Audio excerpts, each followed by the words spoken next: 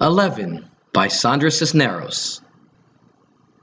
What they don't understand about birthdays and what they never tell you is that when you're 11, you're also 10 and 9 and 8 and 7 and 6 and 5 and 4 and 3 and 2 and 1.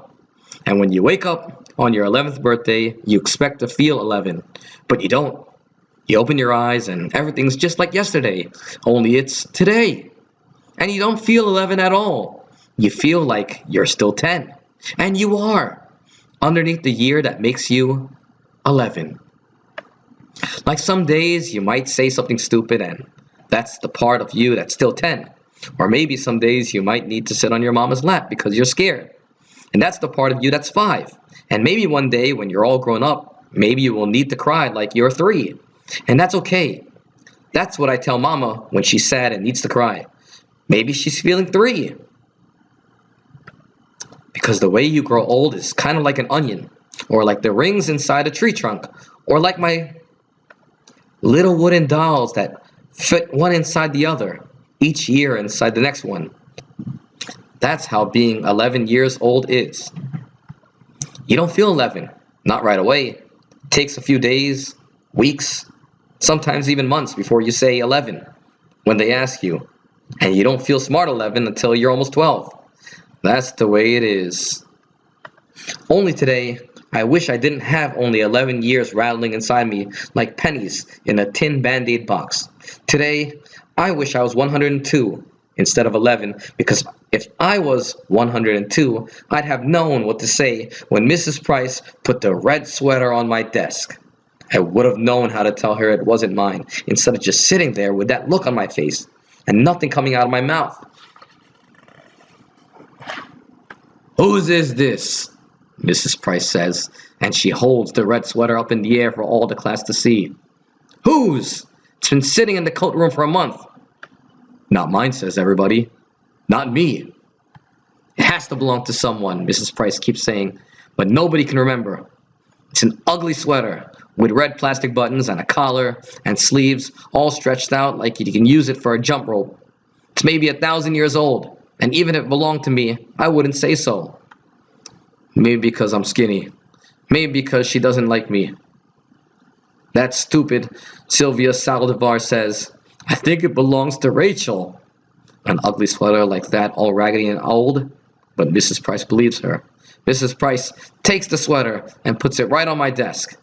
And when I open my mouth, nothing comes out.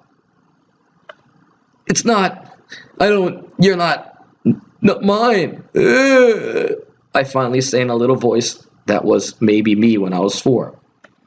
"Of course it's yours," Mrs. Price says. "I remember you wearing it once, because she's older and a teacher.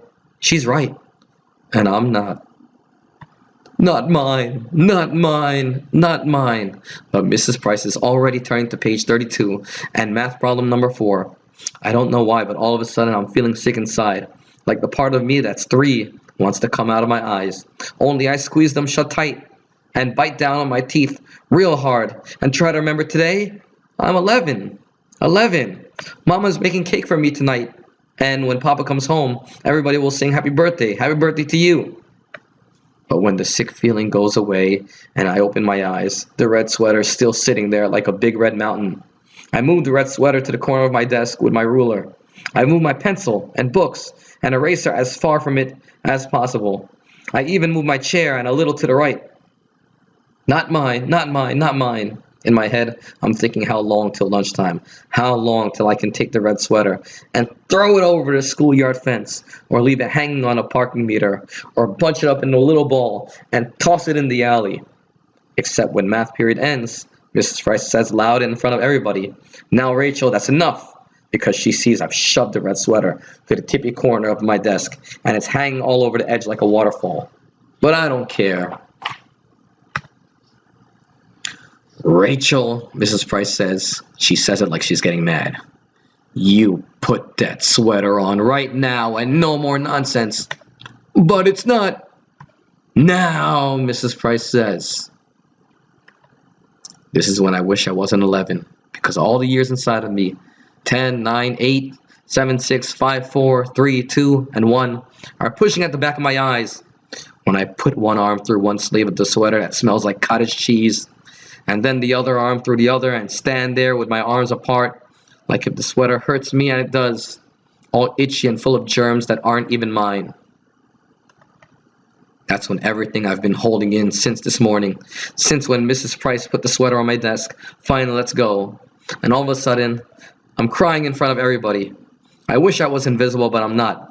I'm 11 and it's my birthday today, and I'm crying like I'm 3 in front of everybody.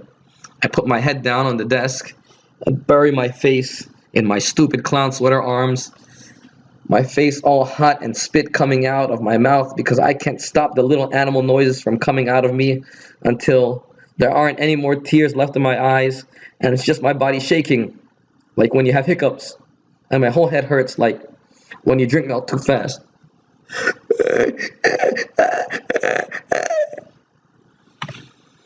But the worst part is right before the bell rings for lunch.